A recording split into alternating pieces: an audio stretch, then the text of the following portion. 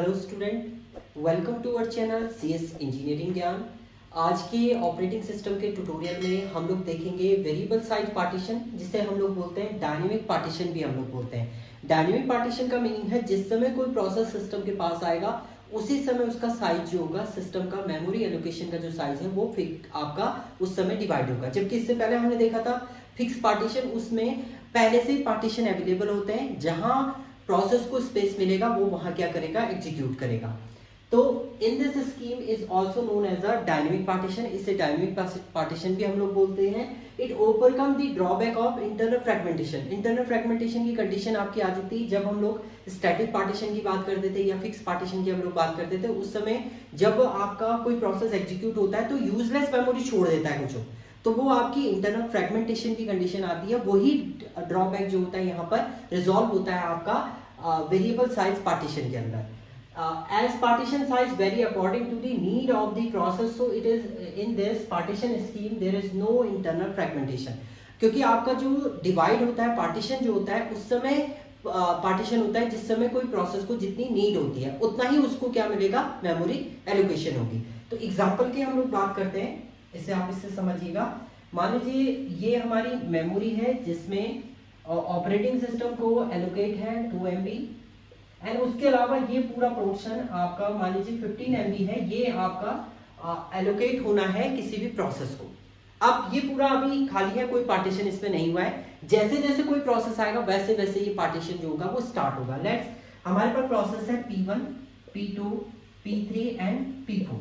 P1 को execute होने के लिए 2 MB चाहिए, P2 को एग्जीक्यूट होने के लिए 2 MB चाहिए, P3 को एग्जीक्यूट होने के लिए आपका 5 MB चाहिए, एंड P4 को एग्जीक्यूट होने के लिए 10 MB आपका की जरूरत है एग्जीक्यूट होने के लिए। तो ये हम लेट करके चल रहे हैं। मान लीजिए P1 आया, P1 ने 2 MB एग्जीक्यूट होना था, तो इसको केवल 2 MB ही एग्जीक्यूट होने के लिए मेमोरी मिल जाएगी, यानी P1 एग्जीक्यूट हो जाएगा। कोई मेमोरी फ्रेगमेंट यहाँ पर नहीं है, इतना स्पेस अभी बचा हुआ है। कोई दूसरा प्रोसेस आएगा उसके अकॉर्डिंग पार्टीशन जो है वो डिवाइड हो जाएगा। चलिए P2 आया, P2 को एग्जीक्यूट होने के लिए भी 2 MB चाहिए था आपका, इसने भी क्या किया, 2 MB यहाँ से ले लिया है। अब जो मेमोरी आपकी बची है, देखिए 4 यहाँ यूज हो चुका है एंड 11 MB आपका यहाँ पर बचा हुआ है, यानी अगर कोई नया प्रोसेस आएगा तो वो एग्जीक्यूट हो सकता है। अब P3 आया, P3 भी यहाँ पर क्या होगा, एग्जीक्यूट होगा, एंड इसको एग्जीक्यूट होने के लिए चाहिए 5 MB। तो यहाँ पर ये 5 MB तो ये एग्जीक्यूट हो जाएगा और बचेगा आपका कितना, 6 MB जो है यहाँ पर एग्जीक्यूट होने के लिए बच गया है, यानी मेमोरी में आप 6 MB का स्पेस बचा हुआ है। तो यहाँ पर देखिए इंटरनल फ्रेगमेंटेशन आपका रिमूव हो गया है। दूसरा, जितना भी प्रोसेस आया उतना उसको एलोकेट हो जाएगा रिसोर्स, मतलब उसके जो भी साइज है उसे एलोकेट हो जाएगा, उसके अकॉर्डिंग वो क्या करेगा, अपना एग्जीक्यूशन कंप्लीट करेगा। तो अगर हम एडवांटेजेस की बात करें, एडवांटेजेस की बात करते हैं अगर वेरिएबल साइज में, सबसे पहला remove internal fragmentation.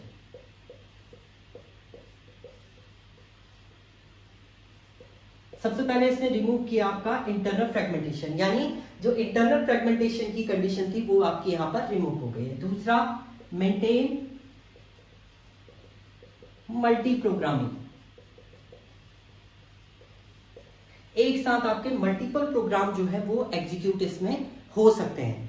And fourth portion हम बोल सकते, थर्ड जो एडवांटेज हम लोग बोल सकते हैं यहाँ पर, कि जितना प्रोसेस को एग्जीक्यूट होने के लिए जगह स्पेस चाहिए वो उसको एलोकेट हो रहा है, यानी प्रोसेस एग्जीक्यूशन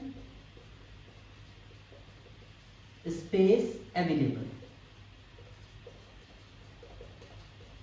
आपका प्रोसेस को एग्जीक्यूट होने के लिए स्पेस जो है वो अवेलेबल है। तो ये तो इसके एडवांटेज हो गए। अब हम लोग इसमें भी इसकी डिसएडवांटेज होंगी। क्यों, देखिए अब देखिए P4 को एग्जीक्यूट होना था, कितना चाहिए था, 10 MB। मान लीजिए यहाँ पर से P3 एग्जीक्यूट हो चुका है, P3 एग्जीक्यूट हो गया है, इसका जितना एग्जीक्यूट होना था हो गया, उसका टाइम कंप्लीट हो गया, P2 यहाँ से स्वैप आउट हो गया। अब हमारे पास स्पेस तो है, 5 MB का ये है। अब ये फिक्स हो गए हैं, जैसे ही आपने कंटीन्यूअस एलोकेट किया, एक बार एग्जीक्यूट हो चुके हैं, तो अब वैल्यू आपकी फिक्स हो। अब आपके पास 5 एंड 6 टोटल तो 11 का स्पेस है, बट हम वर्क कर रहे हैं कंटीन्यूअस मेमोरी एलोकेशन, यानी ये एक साथ एग्जीक्यूट होगा कहीं पर भी। देखिए 11 का स्पेस है हमारे पास, बट हम इसे क्या कर सकते हैं, एग्जीक्यूट नहीं करा सकते, क्योंकि ये क्या कंडीशन है, कंटीन्यूअस मेमोरी एलोकेशन, यानी पूरा पूरा प्रोसेस एक साथ किसी भी ब्लॉक के अंदर जाएगा और वहां एग्जीक्यूट होगा। बट हमारे पास इतना स्पेस इसमें अवेलेबल है ही नहीं, तो यहां पर जो है आपको जनरेट हो रही है एक्सटर्नल फ्रेगमेंटेशन। एक्सटर्नल फ्रेगमेंटेशन की कंडीशन जो है वो जनरेट हो रही है। तो ये इसका एक मेन डिसएडवांटेज है कि आपका जो है एक्सटर्नल फ्रेगमेंटेशन की कंडीशन जो है जनरेट होती है आपकी वेरिएबल पार्टीशन। फिर जो आपका इंटरनल फ्रेगमेंटेशन तो इसने रिमूव कर दी, बट इसमें जो जनरेट हुई है वो आपकी जनरेट हुई है एक्सटर्नल फ्रेगमेंटेशन की। दूसरा, degree of multi programming scheme. Degree of multi programming आपका इंक्रीज हो रहा है, तो इससे क्या होगा, आपका प्रोसेस यूटिलाइजेशन भी अच्छा होगा। अगर एडवांटेज की बात करें तो प्रोसेस यूटिलाइजेशन भी बेटर होगा। बट यहाँ पर जो मेन ड्रॉबैक आपका होता है वेरिएबल साइज पार्टीशन में कि एक्सटर्नल फ्रेगमेंटेशन आपकी जनरेट होती है, जिसे हम रिजॉल्व करेंगे आपका नॉन कंटीजियस मेमोरी एलोकेशन के अंदर। अभी जो है देखिए, इंटरनल फ्रेगमेंटेशन कहीं पर आपके ज्यादा होल बच जा रहे हैं, एक्सटर्नल फ्रेगमेंटेशन आ रहा है, इसको आप रिजॉल्व भी कर सकते हैं। 3 टेक्निक हमारे पास होती हैं, best fit, worst fit and worst fit होता है आपका, बेस्ट फिट होता है, एंड तीसरा आपका होता है, एक कंडीशन होती है इसमें फर्स्ट फिट, बेस्ट फिट और वर्स्ट फिट। तो वो कंडीशन के अकॉर्डिंग हम लोग क्या करेंगे, मैनेज करेंगे, फ्रेगमेंटेशन को रिजॉल्व करेंगे।